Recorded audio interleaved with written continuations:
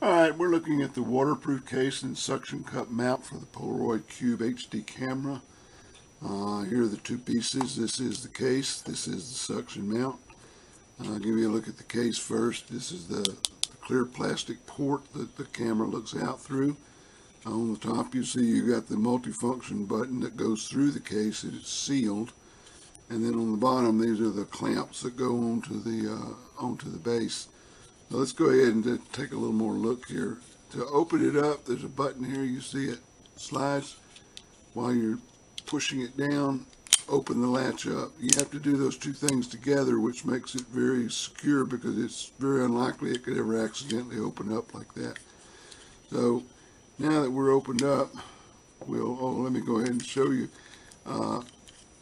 I've dived underwater and taken underwater photography for years, and I can tell you right now, always before you close it up, check this area around here and around the seal. Make sure there are no big pieces of sand or maybe even a hair, because those can cause it to leak.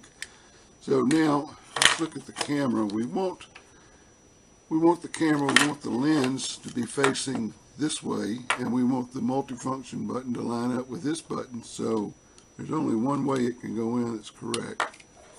Now we'll put that in, we'll latch it, and it's ready to go. Now let's put it on the mount.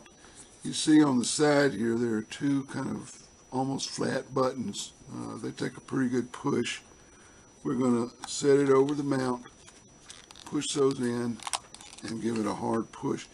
Now that locks it on. It's not going to come off by itself, not until you're ready for it to come off. So that's another little safety feature.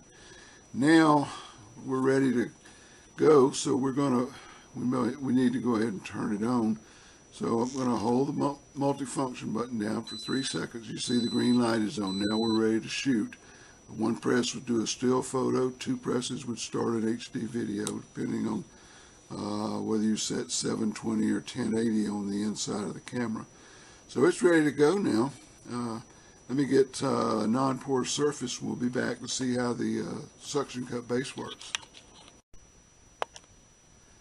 Okay, now we're going to look at the suction cup mount. It takes a little practice to do this, but it's not really that hard. The tabletop I'm working on here is not completely non-porous, so I'm going to use a ceramic saucer here that is. If you'll look on the base, there is a little symbol there, a lock symbol. That's the unlock position. So when you put it down on a non-porous, smooth, flat surface, just hold this and twist until you lock it in place. And now that's not going anywhere. I mean, I can pull with all my strength and I couldn't get that off. And yet when you need to take it off, just undo that, hold the tab down, turn it, and it lifts right off. Very simple. It just takes a little practice though.